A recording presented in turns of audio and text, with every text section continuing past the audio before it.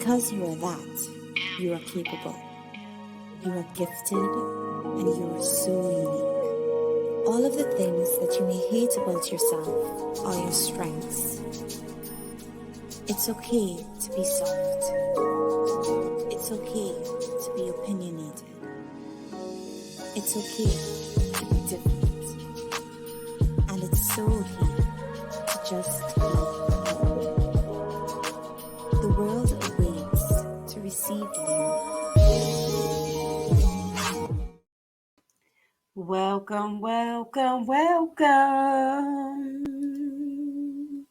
You know I was going to pop on the screen with that face. Welcome, Uncensored Enlightenment Talk family. And you're here with your host, Grace Levi. And yes, you're here with Miss Sassy, Graceful, Beautiful, and Spicy.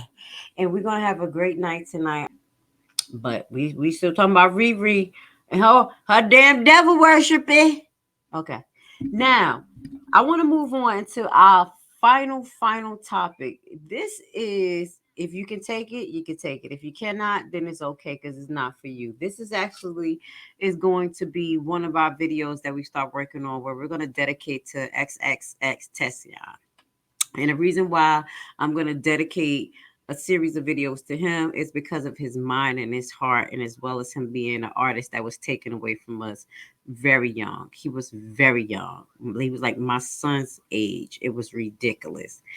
But what that goes to say, while he was on earth, he shared a lot of gems within his rap career that people probably didn't pay attention to because they were not his fans. But when my son started to show me and talk to me about the things he talked about, he brought him up because I was teaching my son about vibrations, sound meditation, how music vibrations set certain tones and behavior in you. And he like, well, yeah, XXXTentacion be talking about that. He be talking about 444 hertz, da da da. And he put this into his music, knowing that it's a harmonic feel and a vibration around the human body and heart that connects to music, sound, water, and everything else. So that's just the start. Yeah, we get a little deep here. But that's just a start. But I want to start off by at least starting with the carnality of his situation. And that's literally an update about his case. And this is the prosecutor going in on the murderer and giving her statements about the situation. So if no one remember what happened to XXXTentacion, we're going to show that. We're going to show that, and we're going to show what happened with the robbery. Okay, and we're going to we're going to do prosecutors accused killer set out to rob. We're going to watch two of them. Okay, young man, he's amazing, young man. If I mean, y'all saw him, y'all saw what y'all saw. I pray that y'all didn't judge, because if y'all didn't, y'all would have learned a lot from this young man.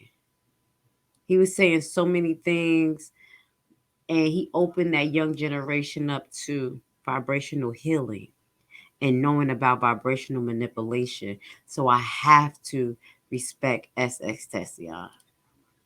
Let's listen. Now at 5:30, time for trial for three men accused in the murder of a South Florida rapper. Hello again and good evening. XXXTentacion was shot and killed during a robbery years ago. That's right, and today opening statements got underway in a trial that is expected to last for months. 7's Alex Browning live at the Broward County Courthouse in Fort Lauderdale with our top story. Alex? In Cortland, wrapping up just a few minutes ago for the evening. But this afternoon, we did hear from X's uncle, who was there on that tragic day back in 2018. Day one in the trial for the three men accused of killing South Florida rapper XXXTentacion. Defendants Dedrick Williams, Trayvon Newsom, and Michael Boatwright in court as a jury listened to opening statements. Wow. State of Florida, do you wish to open? Yes, we do.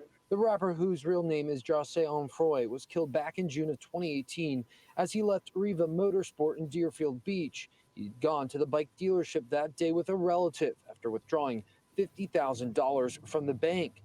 As Onfroy left, surveillance cameras capturing a truck blocking the rapper from leaving and the robbery that ensued. And the two gunmen jump out and immediately put guns in the victim's face and in Leonard Kerr's face. Onfroy's uncle, Leonard Kerr. You don't come out the effing car. And he was like with a gun. You don't come out the effing car. The shorter one was at Jassay's side. Both sides agree all three men took photos shortly after the crime with a large amount of money. However, all three defense attorneys argue their clients were merely accessories after the fact. Michael Boatwright is accused of pulling the trigger that day. His attorney says he couldn't have because he was not there. 4 o'clock, June 18th, 2018 is the time of this murder. At that time, Michael was home. Dedrick Williams' attorney also placing the blame elsewhere, quoting a social media post made by Onfroy in the days leading up to his death. Before X died, he said, if anybody kills me, it's Drake. Robert Allen, the fourth suspect who was involved in the case, said but it's was who? not present for opening statements. Wait. If anybody kills me, it's Drake. Ooh. To his death. Before X died, he said, if anybody kills me, it's Drake. Ooh. Leading up to his death. Before X died, he said, if anybody kills me, it's Drake. Robert Allen, the fourth suspect who was involved in the case, but was not present for opening statements. That's because Allen pled guilty to second-degree murder and has agreed to take the stand. Trayvon Newsom's attorney saying the only thing his client is guilty of is being friends with Allen. Robert.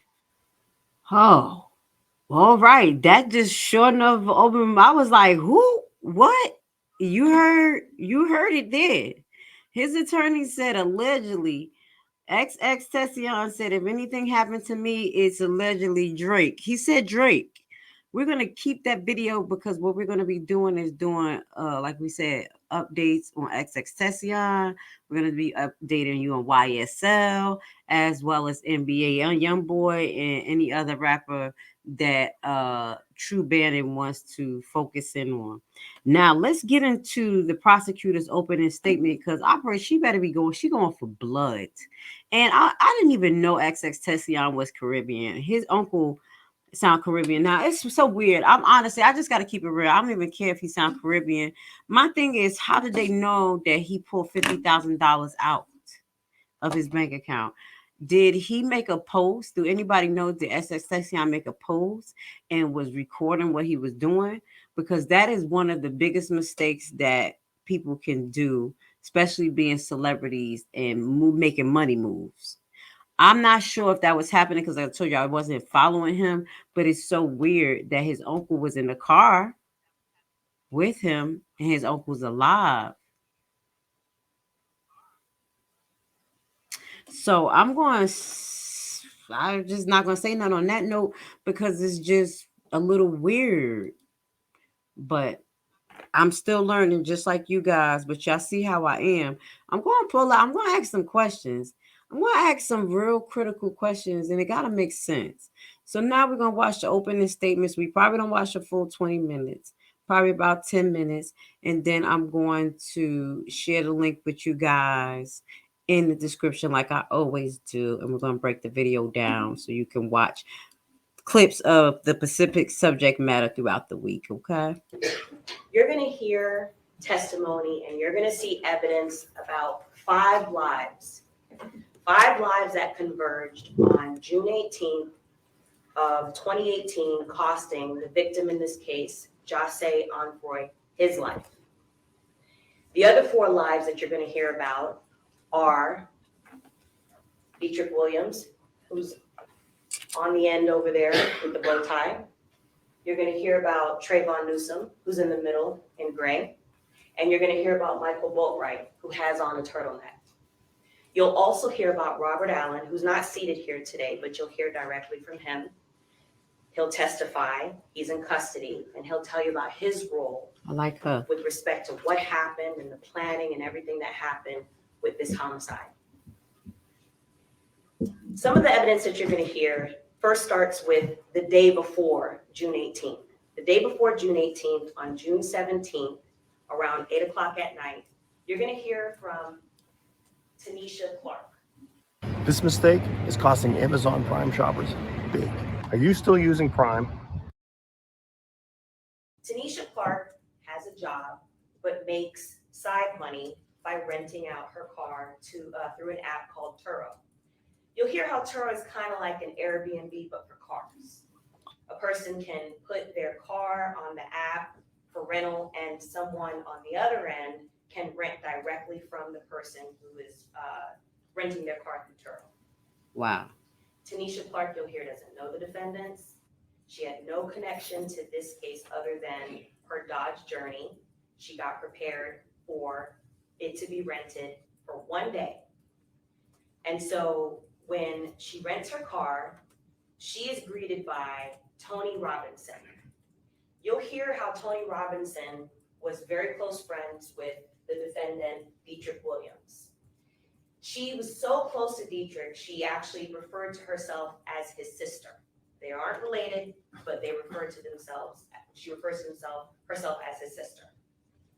And so Tony, who rented cars before for Dietrich and his friends, was asked to rent the car for one day, not because you'll learn that the defendants wanted to go to Disney World or take some trip, but you'll learn through testimony that they wanted to be able to take the car, ride around, and rob people, that was their plan. And so Tony Robinson, when she rents out her car, is greeted by Michael Boatwright, who's on the end here. You rent a car to rob and people. is also greeted by Robert Allen, who you're going to hear from Robert Allen himself. They pick up the car, and by the next day, they are out riding around. And Robert Allen will tell you what the purpose was that they were all together, and he'll say that he was with all three co-defendants, and that together, their plan was to be able to rob somebody that day, and that they had all of the things in preparation for that. They had firearms, they had masks, and they had the capability of doing it. And so on that day, they drive to Reba Motorsports, and the day that we're talking about is June 18th. On that same day, on June 18th, the morning of, before the homicide occurs, you're going to hear how Jose Envoy, who is commonly referred to as XXXTentacion, woke up that morning, was woken up by his mom. You'll hear how he was a young celebrity rapper who gained his fame through a lot of his exposure through social media and downloads and things like that, and was very much a self-made artist who then rose up the ranks. He was wealthy as a result of his celebrity, and he also had a pregnant girlfriend who was pregnant with his first child. Jose that morning decided to go to the bank first. He lived out in Parkland and decided to go to Bank of America. You're going to see some surveillance from that, and you're going to hear from the teller who actually helped him at Bank of America because he was a regular customer. That morning, after going to the bank, his plan was to be able to go to Reba Motorsports. You're going to hear how he's also a regular customer at Reba Motorsports. And at Reba Motorsports, he intended on purchasing motorbikes, plural, possibly one or more, and that he'd done that before, and that was something that, he wanted to do for himself and his friends. On that particular day, that morning, when he went to the bank, his intention was to withdraw $250,000 in cash to be able to make the purchase later on at Reba Motorsports. Why? The bank, you'll hear, did not have that amount on hand. And so they dispensed $50,000 to him from his account of his own money. You'll hear how later in the week, a few days later, he was slated to come back to the bank to collect the rest of the $200,000. And unfortunately, he never made it. What ends up happening after he leaves the bank, he puts the cash in what he often carried with him, which is a Louis Vuitton satchel. Also, you'll hear how his mother that day was concerned about him going to the Reba Motorsports by himself. She wanted him to be accompanied. A, because she knew, she'll tell you, that she expected for him to purchase some motorbikes and needed for him to ride back with someone to ride the motorbike and someone to be able to drive his car back, because obviously he couldn't do both. So she, you'll hear, asked a gentleman by the name of Leonard Kerr, who is related, not by blood, to the victim in that he is the uncle of Jase's younger brother. So Leonard Kerr accompanies That's not his real uncle. Jase to Riva Motorsports. And Jase, you'll hear, is driving a very expensive car, a BMW i8, which we don't normally see on the road, so it's very easy to spot. It's a sports car that has butterfly doors and is very fast. And Jase himself, besides driving this very expensive sports car, is also very identifiable. Besides the fact that he's a celebrity, you'll get to see that at the time of his death, he also wore his hair in a hairstyle of blue dreadlocks. So it kind of stood out on top of everything else. And on that day, he traveled to Riva Motorsports unarmed with his, let's call him for lack of a better term, step uncle, Leonard Kerr, to go purchase these motorbikes. And at that same time that Jase and Mr. Kerr are at Riva Motorsports, you'll hear how the 4 co-defendants in this case, the 3 of whom are on trial, traveled in the Dodge Journey to the same Riva Motorsports. And while 2 of the defendants, Robert Allen, who's... Let me just pause real quick because we're going to watch this whole thing because this is very interesting. If you don't know what we're watching the XXXTentacion breakdown of the prosecutor opening statements, and we're learning a lot about it. So keep your ears, listen up. They're addressing XXXTentacion as Jase. This is his name. Going to testify, and Dietrich Williams, who's on the end with the bow tie, go inside the store to purchase neoprene masks. They spot Jase inside the store. And this is all captured on surveillance, so you'll be able to see this for yourself in addition to hearing testimony about it. And so when they spot Jase, who has the blue hair and he has a very expensive gold necklace on and his Louis Vuitton satchel, they immediately, Robert Allen and Dietrich Williams, start communicating to the 2 co-defendants. Do you love getting high, but smoking hurts your lungs? I've got you covered. Oh, that is terrible. Trayvon Newsom and Michael Boatwright, who are still in the Dodge Journey, waiting for them to come back to the car. And the communication, I'm not giving you exact words, but something to the effect of that they spot the victim who's inside Riva Motorsports. And they are automatically spotting the fact that he's a celebrity. And so when Dietrich Williams and Robert Allen go back to the vehicle, now all 4 co-defendants are in the vehicle and the actions are set in motion. You'll hear about the layout of the parking lot of Riva Motorsports. There's only 2 entrances and 1 exit. One of the 2 entrances is one way, and so you can't exit. And the second entrance is an exit and an entrance. And the entire Riva Motorsports has surveillance inside and out. And the parking lot is encased by a fence. Okay. And so they are able to position themselves just across the street, and you'll be able to see how the 4 co-defendants in the car, Dietrich Williams, who's driving, by the way, go across the street and back in their car and lie in wait for several minutes for the victim to come out. They're able to easily spot his car because there's no other car like it in the parking lot. And you'll hear how they lie in wait for the victim to come out to exit the only exit of that parking lot. And you'll hear also, more importantly, what the conversation is in the car as they get ready to rob the victim. Michael Boatwright puts on his mask. Trayvon Newsom also puts on a mask. They have hoodies. They arm themselves with firearms. Michael Boatwright gets a firearm. You'll hear how also Trayvon Newsome gets a firearm. Amongst the four of them, they decide who's gonna jump out. You'll also get to see the differences between the four, because you'll note that it's very important, the physical differences between the four. Michael Boatwright is the tallest, skinniest out of the four. Trayvon Newsome is next as far as the height.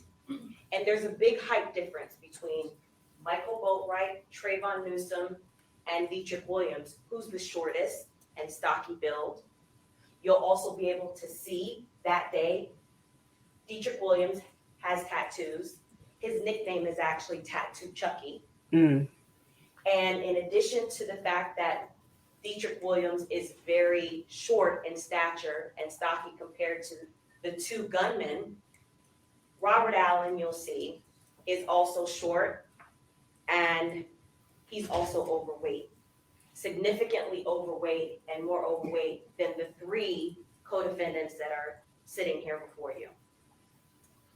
You'll note that there's a difference in their height, weight, stature, the way they walk, the gait, because as you look at the surveillance, you'll note and you'll hear testimony about who is who and how the difference between the four co-defendants of who did what. And so when there comes a point when you're looking at the surveillance and you see two tall gunmen jump out of the vehicle, you'll be able to note, I submit to you, that Trayvon Newsome is one of the gunmen, and that Michael Boatwright is the other gunman. And so Dietrich Williams, driving, cuts off the victim as he's trying to exit Riva Motorsports. And as just like they planned, they're able to cut off the victim so that he can't move his car without either crashing it or whatever. And the two gunmen jump out and immediately put guns in the victim's face and in Leonard Kerr's face. You'll hear testimony about how Leonard Kerr was able to hear what the gunmen were saying to the victim. You'll also hear testimony about how Leonard Kerr ran for his life.